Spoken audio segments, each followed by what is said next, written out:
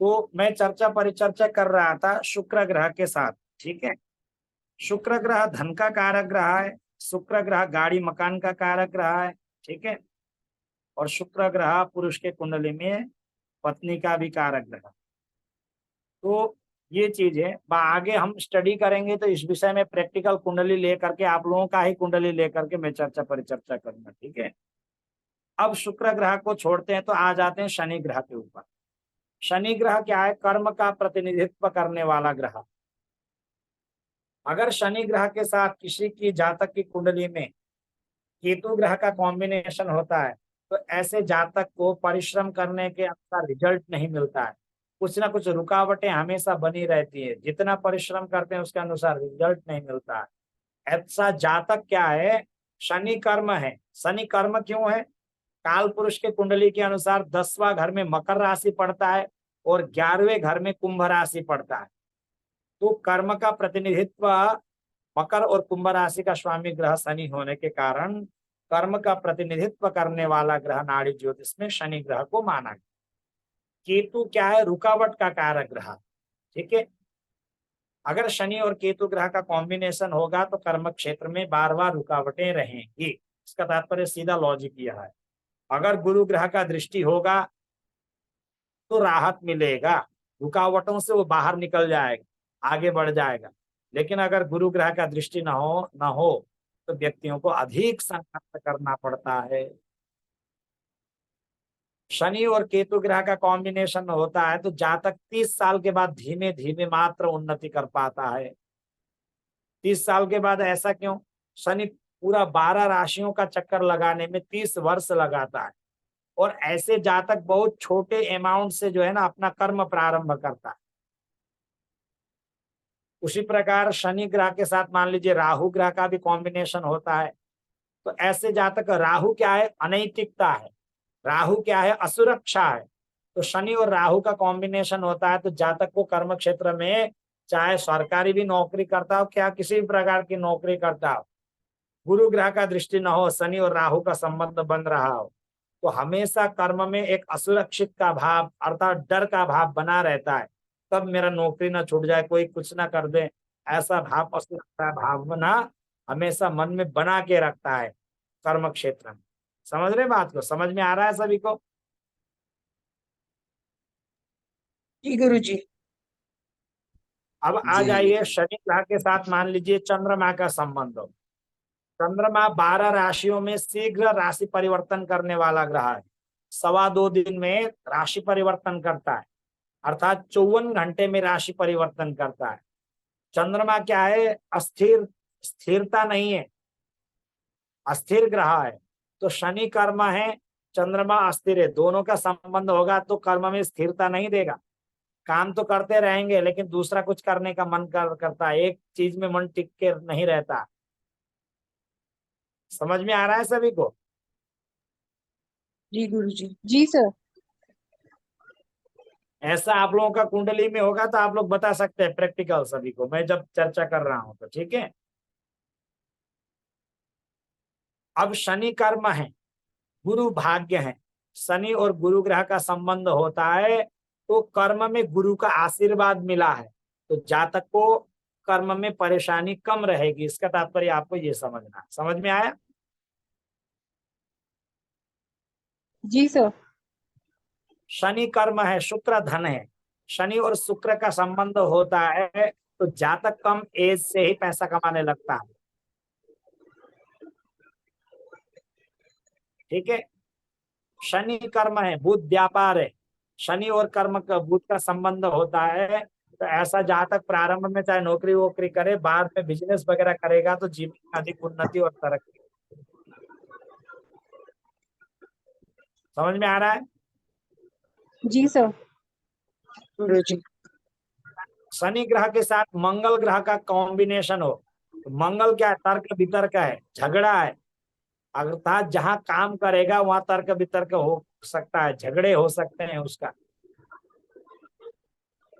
शनि और मंगल ग्रह का संबंध हो, व्यक्ति टेक्निकल क्षेत्र से संबंधित अर्थात इंजीनियर वगैरह होगा तो जीवन में प्रॉब्लम, झगड़े वगैरह नहीं होंगे। अगर इंजीनियर नहीं होगा, टेक्निकल क्षेत्र से संबंधित हो कार्य नहीं कर रहा होगा तो प्रॉब्लम होगी, अगर टेक्निकल क्षेत्र से संबंधित कार्य कर रहा हो तो समस्या नहीं होगी। ठीक है, जी सर। तो ये सारी बहुत सारी चीजें होती हैं, ये जब प्रैक्टिकल कुंडली में आप लोगों का चार्ट लगा करके हम पढ़ाएंगे तो समझ में आ जाएगा। तो चलिए आगे बढ़ते हैं। मैं जिस हिसाब से पढ़ाना चाह रहा हूँ इस चीज को आप लोग अच्छी तरह से आप समझिए। देखिए, ज्योतिष शास्त्र का महत्व बताते हुए कहते हैं आगे, एकासनस्था जलवायु भक्षा मुमुक्षुवस्त्यक्त परिग्रहाश्च पृच्छन्ति ते विचारम दैवज्ञ मन्ये किमुतार्थ। अर्थात कहते हैं गृहस्थी व्यक्तियों का तो कहना ही क्या है, जो एक आसन में बैठ करके अन्न का त्याग करके जलवायु का मात्र भक्षण करता हो, और मुमुक्षुवस्त्यक्त परिग्रहाश्च, मुक्ति की इच्छा लिया हुआ व्यक्ति संपूर्ण जीवन में जो संग्रह किया हुआ उसको त्याग करके वन का आश्रय लेकर के भगवान का भजन करने वाला हो, और पृथ्यन्ति ते प्यंबरचारिचारम दैवज्ञ मन्ये किमुतार्थ चित्ता। अर्थात जो अंबर अर्थात आकाश में विचरण करने वाले ग्रह नक्षत्रों का ज्ञान रखता हो, ज्योतिषी जो दैवज्ञ हो, उनके पास जा करके ये साधु संत मनीषी लोग भी वो आप बताते हैं, महाराज मैंने घर गृहस्थी त्याग करके आया हूं, मेरा उद्धार होगा कि नहीं होगा, मेरा कल्याण होगा कि नहीं होगा, बोल करके वो भी अपना भविष्य जानना चाहते हैं। तो गृहस्थी व्यक्तियों का तो कहना ही क्या है, उनका तो पग पग पर समस्या आती है। अभी शादी किए हैं, बच्चे होंगे, बच्चा कैसा होगा, श्रेष्ठ संतान प्राप्ति के लिए क्या करें गुरुजी, लड़का होगा या लड़की होगी, तो उनका बच्चा हो गया तो फिर उसका पढ़ाने के लिए से लेकर के 16 संस्कार बहुत सारे वो चीज है, तो उनको तो ज्योतिष शास्त्र पग पग पर गाइड करने के लिए आवश्यकता पड़ती है, उनको भी पड़ती है कि नहीं पड़ती है, बोलिए। जी सर। फिर आगे देखिए क्या कहते हैं, वनम समाश्रिता येपि निर्ममा निष्परिग्रहा अपिते परिपृच्छन्ति ज्योतिषाम गतिको विदम। जिसने वन का आश्रय लिया हो, वनम समाश्रिता येपि निर्ममा निष्परिग्रहा, अर्थात सब चीज का त्याग परित्याग करके वन का आश्रय लेकर के बैठा हो, वो भी ज्योतिषियों के साथ परामर्श लेते हैं, महाराज जी मेरा कल्याण होगा कि नहीं होगा, वो भी अपना भविष्य जानना चाहते हैं। तो गृहस्थी लोग अगर भविष्य जानना चाहते तो इसमें आश्चर्य की क्या बात है। तो आगे फिर कहते हैं ज्योतिष शास्त्र का, देखिए महात्म्य के महत्व बताते हैं आगे, यथा शिखा मयूराणाम नागानाम मणयो यथा तद्वत वेदांग शास्त्राणाम ज्योतिषम मूर्धनि स्थितम। अर्थात जिस प्रकार मोर जो होता है उसका सर में मुकुट होता है, कितना शोभायमान होता है, और नाग का आभूषण क्या है, मणि है, और उसी प्रकार वेद रूपी शरीर का 6 अंग बताए गए हैं, शिक्षा कल्प निरुक्त छंद व्याकरण और ज्योतिष। इन सभी अंगों में ज्योतिष शास्त्र को मुकुटमणि माना गया है। ऐसा मुकुटमणि क्यों माना गया है, आपका प्रश्न हो सकता है। तो आगे क्या कहते हैं, वेद चक्षुकिलेदम स्मृतम ज्योतिषम मुख्यतः चांग मध्य तेनोच्यते संयुतोपि तरे कर्ण नासादिभिः चक्षुषांगे नहीनो न किंचित करा। अर्थात कहते हैं वेद रूपी शरीर का नेत्र है ज्योतिष शास्त्र, और मुख है व्याकरण, ठीक है, कल्प शास्त्र हाथ है, छंद पैर है, इस प्रकार से 6 अंग बताए गए हैं, ठीक है। लेकिन देखिए अगर मान लीजिए पैर ना हो तो भी वो स्वयं कुछ ना कुछ कार्य कर सकता है। कल्प हाथ को बताया गया, ज्योतिष शास्त्र का कल्प शास्त्र जो है हाथ को बताया गया, हाथ ना हो तो भी व्यक्ति काम चला लेगा, स्वयं भी कुछ कर लेगा, ठीक है।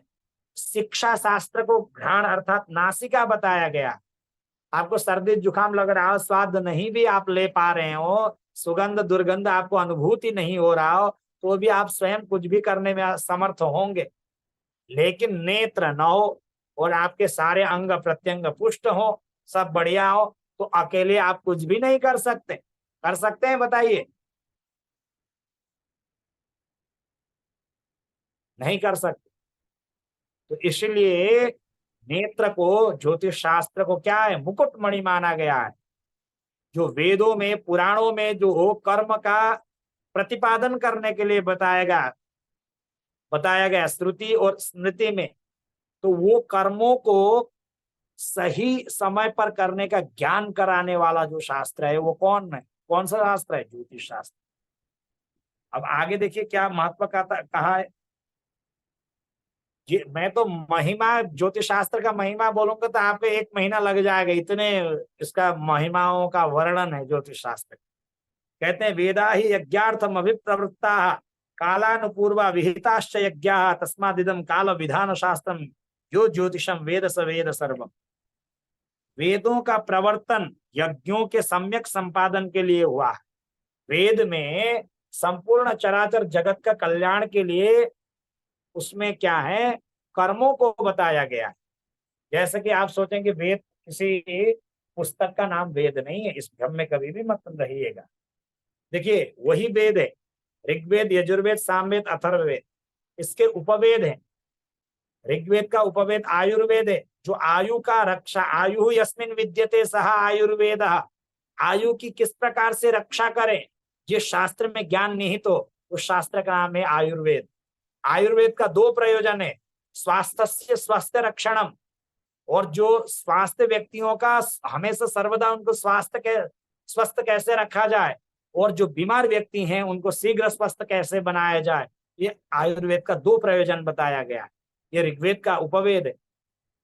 शुक्ल यजुर्वेद का उपवेद है धनुर्वेद, सामवेद का उपवेद है गंधर्व वेद, और आपका अथर्ववेद का उपवेद है स्थापत्य वेद। और इन्हीं वेदों के 6 अंग में एक सा ज्योतिष शास्त्र एक अंग है जिसे हम नेत्र के रूप में जानते हैं। तो वेदों में जो कर्म प्रतिपादन, जैसे कि आप लोग देखिए अभी गणेश चतुर्थी चली गई, ठीक है, गणेश चतुर्थी में आप लोग ने धूमधाम से गणेश जी का पूजन वगैरह किया होगा, लेकिन आपने कभी भी ये चीज सोचा कि गणेश जी को इतना 1.25 मन लड्डू चढ़ाते, इतने लड्डू चढ़ाते हैं, तो गणेश जी को कभी भी शुगर नहीं हुआ।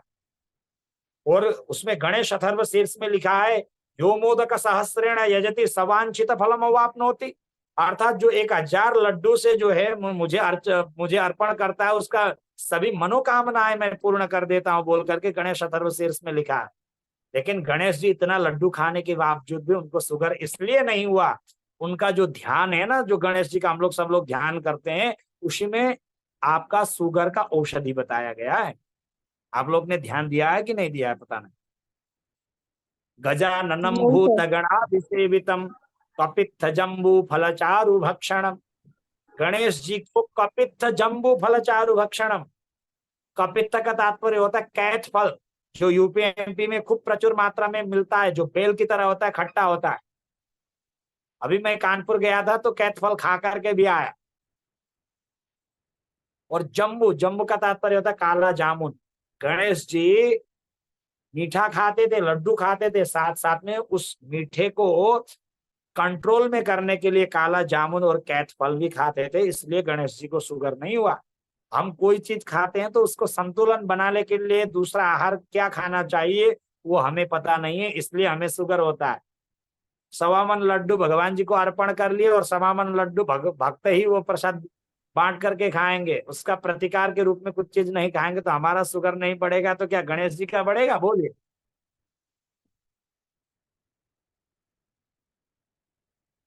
समझ में आ रहा है कि नहीं आ रहा है, बोलिए आप सभी को। जी सर, आ रहा है। तो ये चीज है देखिए।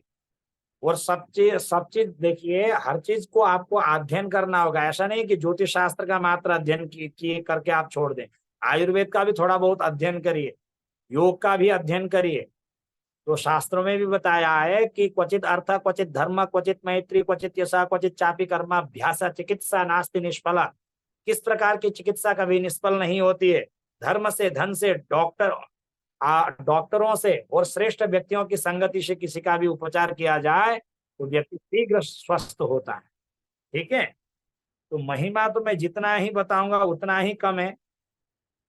तो आगे फिर ज्योतिष शास्त्र का फिर महत्व बताते हुए क्या बताते हैं, 1-2 श्लोक और मैं बताता हूँ, फिर इस चीज को फिर मैं आगे चलता हूँ। देखिए आगे क्या बोल रहे हैं अप्रत्यक्षाणि शास्त्राणि विवादस्तेषु केवलम प्रत्यक्षम ज्योतिषम शास्त्रम चंद्रार्को यत्र साक्षिणो। अन्य जितने भी शास्त्र हैं वो अप्रत्यक्ष हैं, प्रत्यक्ष नहीं है। चाहे महाभारत हो, चाहे रामायण हो, चाहे गीता हो, चाहे उपनिषद हो, चाहे कोई भी हो, ठीक है। उसमें विद्वानों में कुछ ना कुछ मतभेद हमेशा बना रहता है, लेकिन ज्योतिष शास्त्र प्रत्यक्ष शास्त्र है। और इसके साक्षी कौन है? सूर्य और चंद्रमा। फिर आगे कहते हैं ग्रहाधीनम जगत सर्वम ग्रहाधीनान नरा वराह और काल ज्ञानम ग्रहाधीनम ग्रह कर्म फल प्रदाह। ये संपूर्ण चराचर जगत जो है ग्रहों के अधीन है, और नर नारी भी सब ग्रहों के अधीन है। सूर्य के प्रकाश के बिना पेड़ पौधे भी फल प्रस्तुत नहीं कर सकते हैं। बड़े बड़े सैटेलाइट इत्यादि अंतरिक्ष में उससे चलते हैं। बड़े बड़े कॉल कारखाना इत्यादि भी सौर एनर्जी से चलता है। तो मनुष्य के ऊपर क्या प्रभाव नहीं रहता है क्या सूर्य का? हमेशा रहे। ये संपूर्ण चराचर पेड़ पौधे भी ग्रहों से प्रभावित हैं, ठीक है। और काल ज्ञानम ग्रहाधीनम ग्रह कर्म फल प्रदाह। और समय का भी ज्ञान कराता है कौन? ग्रह ही कराता है। सूर्य से ही हमें मालूम चलता है कब किस प्रकार का, देखिए शीतलता कब रहेगी, कब उष्णता रहेगी, कब किस प्रकार का वो चित्र रहेगा। ग्रहों से भी हमें काल समय का बोध होता है। ये कितना हमारा अष्टाविंशतितमे कलियुगे कलित प्रथम चरण है। कहते हैं ये सत्य द्वापर त्रेता कली 28 बार चल चुका है। ये कलयुग का अभी प्रथम चरण चल रहा है। कलयुग का आयु 4,32,000 बताया गया है। इसका डबल करिए, द्वापर आएगा, उसका डबल करिए त्रेता का आएगा, उसका डबल करिए फिर आ जाएगा सत्ययुग का। ऐसे चतुर्युग जो है 28 बार जो है घूम चुका है। समझ रहे हैं? सभी को समझ में आ रहा है? हाँ जी सर। जी गुरु जी। जी फिर आगे बढ़ते हैं। देखिए आगे क्या कहते हैं, यथा काष्ठमय सिंह हो यथा चित्रमयो नृपः तथा वेदाद्यधीतोपि ज्योतिष शास्त्रम विना द्विजः। अर्थात द्विज का तात्पर्य होता है जिसका 2 बार जन्म हुआ हो। एक तो ब्राह्मण, एक बार माता के गर्भ से, और एक बार जो है गुरुकुल में जाकर के जब वो ज्ञान अर्जन करने के लिए उसका यज्ञोपवीत संस्कार होता है। तो इसलिए जिनका 2 बार यज्ञोपवीत संस्कार वगैरह होता है उनको द्विज कहा गया है। तो यथा काष्ठमय सिंह हो, अर्थात जिस प्रकार काठ का बना हुआ सिंह, और यथा चित्रमयो नृपः अर्थात चित्र में बना हुआ राजा, फोटो में बना हुआ राजा, राजा का फोटो या मान लीजिए, उनका शोभा मात्र बढ़ाता है, उसका कोई लाभ नहीं है। उसी प्रकार जो ज्योतिष शास्त्र को न जानता हो, चाहे वेद जानता हो, व्याकरण जानता हो, अन्य शास्त्र क्यों न जानता हो, चाहे भागवत जानता हो, चाहे पुराण जानता हो, चाहे उपनिषद जानता हो, उसका भी क्या है, महत्व नहीं बताया गया है। क्योंकि कौन सा कार्य कब करना चाहिए इस चीज का ज्ञान नहीं होने के कारण। समझ में आ रहा है? अधूरा हाँ जी माना सर। गया है। क्यों अधूरा माना गया है? क्योंकि समय को, कौन सा समय श्रेष्ठ रहेगा, कौन सा समय श्रेष्ठ नहीं रहेगा, इस चीज का उनका ज्ञान नहीं होता है। अभी बीच में मैं किसी की बुराई नहीं कर रहा हूं। हमारे एक राम कथा के अच्छे मर्मज्ञ विद्वान हैं, आप सब लोग जानते होंगे, मुरारी बापू जी। जानते हैं आप सभी लोग? हाँ जी सर। बिल्कुल जी। अभी लॉकडाउन में जी उन्होंने सर। क्या कह दिया, चिता का अग्नि भी बहुत पवित्र होते हैं बोल करके एक बार फेरे लगवा दिए थे। मालूम है आप सभी को? नहीं सर। यूट्यूब में देख लेना, समझ में आ जाएगा। तो जी सर। उन लोगों को कथा के अच्छे विद्वान हो सकते हैं, लेकिन कर्मकांड अलग चीज है। जगत गुरु रामभद्राचार्य जी ने, निश्चलानंद जो पुरी के शंकराचार्य जी ने फटकार लगाया, आप राम कथा करते हैं, राम कथा तक सीमित रहिए। आप ये जो है अनर्गल जो है कर्मकांड के ऊपर चित्ता के फेरे वेरे मत लगाइए। ये कोई शास्त्र सम्मत नहीं है। उन्होंने बोला हम पूजा पाठ करते हैं तो हर चीज का, अग्नि का भी अलग अलग नामों से बुलाया जाता है। गोदाने सूर्य नामाचा विवाह योजकस्तथा शांति के दारुणो नाम पौष्टिके बलवर्धना। आपके घर में जो पंडित जी लोग, गुरु जी लोग पूजा करने आते हैं, गोदान करते समय अगर आप हवन करते हैं, सूर्य नाम की अग्नि का आवाहन किया जाता है। विवाह में योजक नाम का अग्नि का आवाहन किया जाता है। ग्रह शांति में शांत दारुण नाम का अग्नि का आवाहन किया जाता है। और सबका मंगल के लिए आप अनुष्ठान करते हैं, बलवर्धन नाम का अग्नि का आवाहन किया जाता है। तो यहाँ बहुत सारे वैदिक विद्वान लोग जुड़े हैं, शायद उनको मालूम होगा अग्नि के बहुत प्रकार के नाम होते हैं। कौन सा विवाह में दो गोत्रों को जोड़ा जाता है, तो इसलिए योजक नाम की अग्नि की आह्वान किया जाता है। आप लोग कर्मकांड वगैरह भी कराते होंगे, हमेशा ये चीज ध्यान रखना कि जो ब्राह्मण को आप बुला रहे हैं, श्रेष्ठ विद्वान को बुलाइए, नहीं तो ये हो जाएगा, मतलब विधिहीन से कार्य से सज्जा करता विनश्यति। विधिहीन कार्य करने पर कराने वाला और करने वाला दोनों की हानि होगी। समझ में आ रहा है सभी को? जी सर। जी गुरुजी। जी गुरुजी। तो चलिए आगे बढ़ते हैं। मैं बोलने लग जाऊं तो कहाँ से कहाँ पहुंच जाता है, फिर आते हैं, फिर ज्योतिष शास्त्र में पहुंचते, ठीक है। तो ज्योतिष शास्त्र के अंग के बारे में ये श्लोक में बताया गया है। छंद पादो तो वेदस्य हस्तो कल्पोथ पठ्यते ज्योतिषामयनम चक्षुर निरुक्तम श्रोत्रमुच्यते शिक्षा घ्राणम तो वेदस्य मुखम व्याकरणम स्मृतम तस्मात् सांगमधीत्यैव ब्रह्मलोके महीयत। कहते हैं छंद जो शास्त्र है वो वेद रूपी शरीर का पैर बताया गया, और कल्प जो शास्त्र है वो वेद रूपी शरीर का हाथ बताया, और ज्योतिष शास्त्र को नेत्र बताया गया है, और निरुक्त को कान बताया गया है, शिक्षा शास्त्र को नासिका बताया गया है, और व्याकरण शास्त्र को मुख बताया गया है। जो इन षडंगों का अध्ययन करता है वो ब्रह्मलोकों की प्राप्ति करता है, बोल करके ऐसा विद्वानों का कहना है। समझ में आया सभी को? जी गुरुजी। अब आपको एक महत्वपूर्ण बातचीत बताता हूं। आपका जो ये शरीर है, ये शरीर में 75% पानी रहता है, और चंद्रमा का भी सीधा संबंध पानी से है। तो देखिए आपका एक चीज वास्तुशास्त्र का सूत्र में बता देता हूं। आपका पानी का दिशा घर में ठीक कर लीजिएगा, 80% समस्या यहीं से खत्म हो जाए, ठीक है। अब कैसे? वास्तुशास्त्र में लिखा है कूपेर वास्तोर मध्य देशेर पर्थनाश ईशान्यादो पुष्टिरैश्वर्य वृद्धि सूनोर नाश स्त्री विनाशो मृतिश्च संपत् पीड़ा शत्रु तस्याच सौख्यम। सभी को स्क्रीन में दिखाई दे रहा है ये सूत्र? जी गुरुजी। ये यहाँ लिखा है। ये सूत्र क्या कह रहा वास्तुशास्त्र का? बोले अगर घर में आपका घर है, घर का भूखंड के बीचों बीच मोबाइल से कंपास डाउनलोड करके दिशा निर्धारित कर लीजिए, या 250-300 रुपए में कंपास मिलता है, उसको खरीद करके घर के बीचों बीच रख दीजिए और दिशा निकाल लीजिए, पूर्व पश्चिम उत्तर दक्षिण, और निकल जाएगी। फिर आप देखिए, आप स्वयं 10-20 घर आप चेक करना, अपने रिश्तेदारों का या अपने गांव में, या आप जहां भी रहते हैं, आप यजमानों का कहीं। अगर देखिए पानी का जल का स्रोत नल हो, बोरिंग हो, कुआं इत्यादि जो भी हो, ओवरहेड टैंकी का मैं बात नहीं कर रहा हूं, ठीक है। नल, बोरिंग, कुआं इत्यादि, वो भूमिगत जो जल का टैंकी वगैरह बनाया गया हो, अगर उत्तर दिशा की ओर रहता है तो शुभ जानना चाहिए, ईशान में भी रहता है शुभ जानना चाहिए, पूरब में भी शुभ जानना चाहिए, और पश्चिम में भी शुभ जानना चाहिए। ये कह रहा है सूत्र भी कूपेर वास्तोर मध्य देशेर पर्थनाशः, अर्थात ये घर का जो भूखंड है उसके बीचों बीच अगर आप बोरिंग करते हैं, नल, बोरिंग, कुआं इत्यादि बनाते हैं, तो क्या होगी? धन की हानि होगी, ठीक है। और आगे क्या बोल रहे हैं? ईशान्यादो पुष्टि ऐश्वर्य वृद्धि। ईशान कौन से? पुष्टि, पूरब में ऐश्वर्य की वृद्धि, और अग्नि अग्नि आग्नेय कोण, अग्नि का जगह, अग्नि की जगह में अगर पानी रखेंगे तो क्या होगा?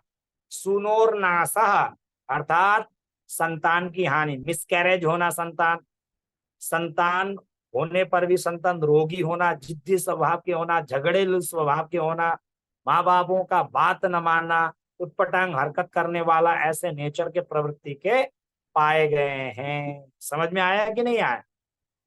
अगर जिनके घर में आग्नेय कोण में पानी है, नल, बोरिंग, कूप इत्यादि है, तो परीक्षण कर लेना 20-25 घरों में, आपको ऑटोमेटिक प्रैक्टिकल आपको समझ में आ जाए। सभी को समझ में आ रहा है? तो, जी गुरुजी।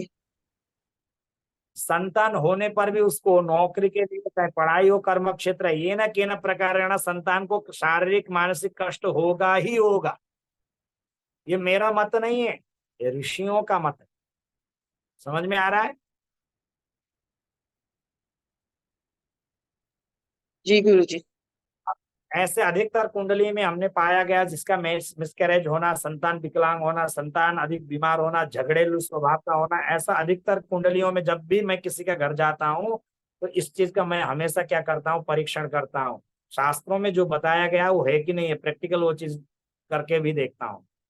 और कुंडली का भी मैं अध्ययन करता हूँ, कोशिश करता हूँ कुछ ना कुछ देखूं, क्योंकि पुस्तक पढ़ करके भी मात्र नहीं होगा, प्रैक्टिकल भी हमें करने की आवश्यकता होती है। ठीक है। अब दक्षिण दिशा में देखिए, स्त्री विनाशो बताया गया, स्त्री के लिए हानि बताया गया। अब हमारे घर में ही ऐसा घटना घटा है। हमारी जो छोटी मौसी थी उनका घर के पूरब दिशा में कुआं था, बहुत बढ़िया चल रहा था, लेकिन किसी गलती के कारण उनका जो है पूरब दिशा में टॉयलेट वगैरह बन गया था। तो किसी गुरुजी ने आकर के उनको बताया, मैं बहुत छोटा था उस समय, 8-9 साल का था। तो उन्होंने कहा कि किसी गुरुजी ने आकर के कहा कि दक्षिण दिशा में टॉयलेट इत्यादि बनाइए, तो उन्होंने बनाए। तो गांव में तो देखिए अब 500 मीटर से या 100-150 मीटर से पानी लाना असुविधा होने के कारण उन्होंने क्या किया, दक्षिण दिशा में टॉयलेट जहां बनाया था वहीं उन्होंने बोरिंग बिठा लिए आसपास। तो जब बोरिंग का पानी बहुत मीठा होता है ऐसा उन्होंने सोचने लगे, तो वहां का पानी पीने के लिए भी उपयोग में लाने लगे। घर में भोजन बर्तन इत्यादियों के लिए भी, कपड़े धुलने से लेकर के स्नान करने तक के लिए उन्होंने वो प्रयोग करने लगे। ये करने के 5 साल के अंदर वो धीमे धीमे रोगों से ग्रसित हुई। और हमारी जो माताएं 5 बहन हैं और हमारे मामा जी जो हैं वो एक छठे, उन लोग 6 लोग हैं संतानों में। वो सबसे छोटी मौसी बहुत कम आयु में ही गुजर गई। और दूसरी हमारी बड़ी मौसी थी, उनका भी देखा गया कि पश्चिम दिशा में कुआं था, बहुत बढ़िया चल रहा था। और आसाम में तो आप सब लोग जानते हैं चाय बगान वगैरह इत्यादि होते हैं। तो हमारे बड़े मौसा जी जो हैं उन्होंने 20 बीघा चाय का बगान लगाया। फिर घर के दक्षिण दिशा की ओर उन्होंने बोरिंग बिठाया। पश्चिम में कुआं था तब तक ठीक था, जैसे ही दक्षिण दिशा में बिठाए और वो पानी घर में पीने वीने के लिए जब तक यूज नहीं कर रहे तब तक घर में कोई दिक्कत नहीं थी, कोई परेशानी नहीं थी। चाय बगान में पानी वगैरह लगा रहे थे, ठीक, सब ठीक था। तो अचानक जो है अधिक बरसात होने के कारण कुआं का जल जो है ना बहुत बिगड़ गया, अर्थात धूमिल होने लगा, अर्थात बहुत गंदा होने लगा। तो उन्होंने फिर उसको यूज में लाने लगे। में जैसे ही वो प्रयोग करने लगे, 3-4 साल हुआ तो धीमे धीमे हमारी जो बड़ी मौसी है वो भी जो है बीमार होकर के वो भी गुजर गए।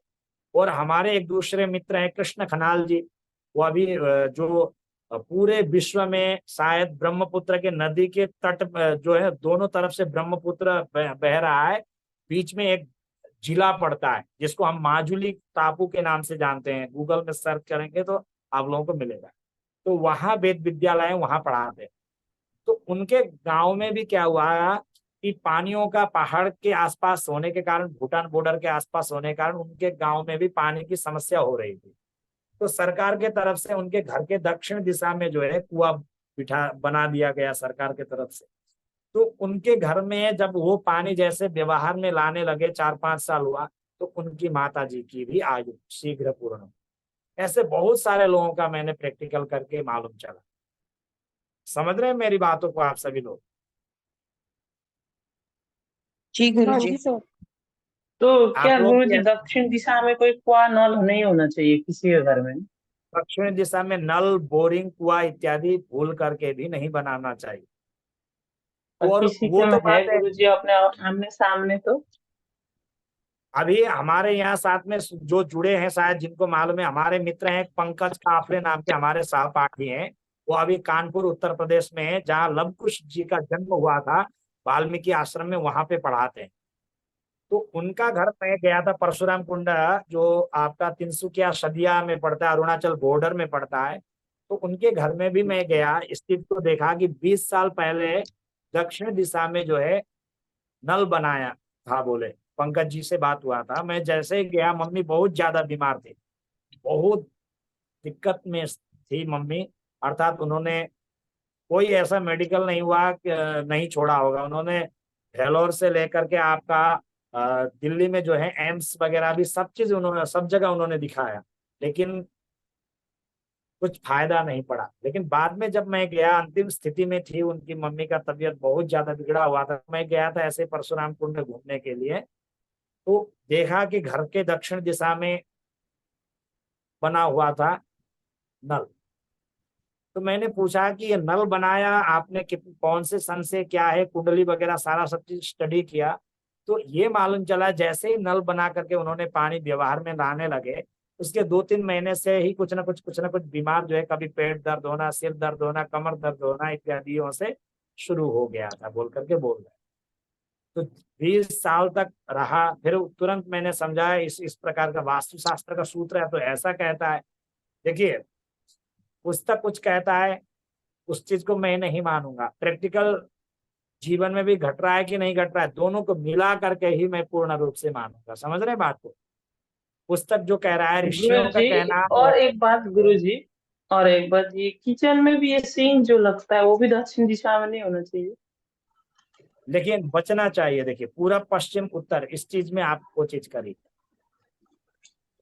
मतलब दक्षिण दिशा में ना, पश्चिम दक्षिण कोना में अगर बर्तन धोने वाला सिंक हाँ, कल हो तो?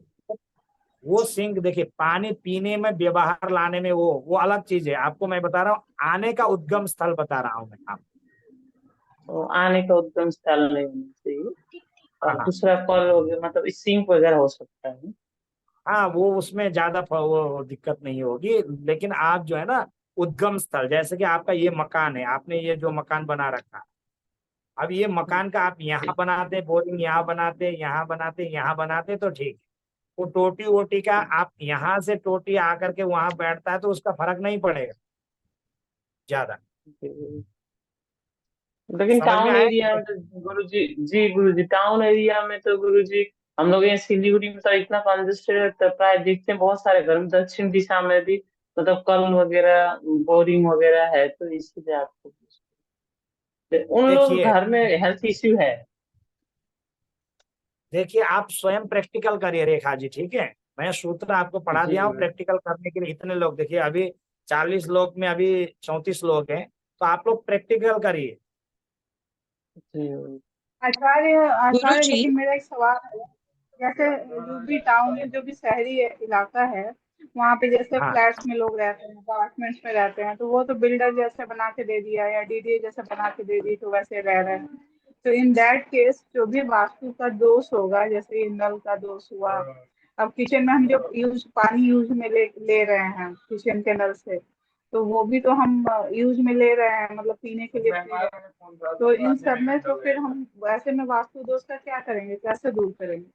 उसको दूर करने का अलग अलग प्रक्रिया है, उन विषयों में भी मैं बाद में चर्चा करूंगा, ठीक है? अभी समय लंबा हो जाएगा,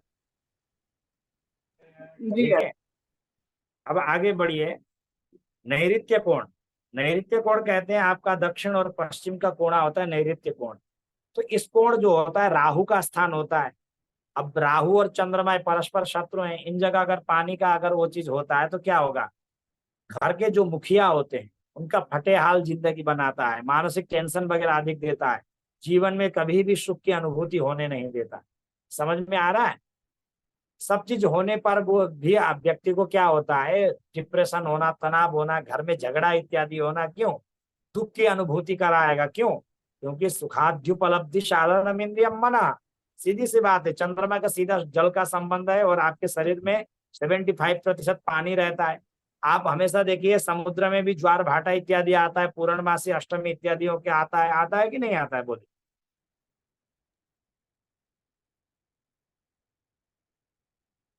तो ये चीज है, समझ में आ रहा है? तो इसमें बहुत सारे चीज है। अब देखिए, ये पश्चिम दिशा है, पश्चिम दिशा का स्वामी ग्रह शनि है, लेकिन शनि ग्रह होने के बावजूद भी पश्चिम पश्चिम दिशा का वरुण देवता का स्थान है। पश्चिम दिशा का स्थान का, जैसे कि दो जो कहते हैं ना हम, 10 दिक्पाल, 10 दिक्पाल में आपका पश्चिम दिशा के जो स्वामी होते हैं वो वरुण जी होते हैं। कौन होते हैं?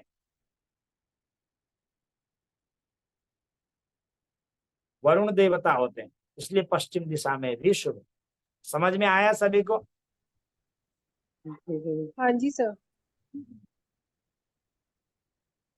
और ये वायव्य कोण में होगा तो परस्पर भाई बहनों में बैर की भाव उत्पन्न कराएगा, सास बहू में अधिक डब्ल्यू डब्ल्यू कराएगा। समझ में आ रहा है?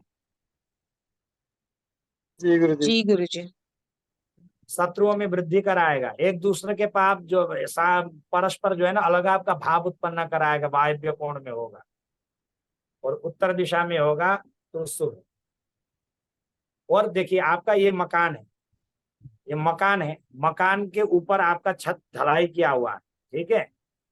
लेकिन अब इस छत के ऊपर आपको ओवरहेड पानी का टंकी वगैरह रखना हो तो हमेशा ये छत के इस भाग में भारी भरकम कभी भी नहीं होना चाहिए। वास्तु पुरुष का सर इधर होता है, पैर इधर होता है, घुटना वगैरह इधर होता है।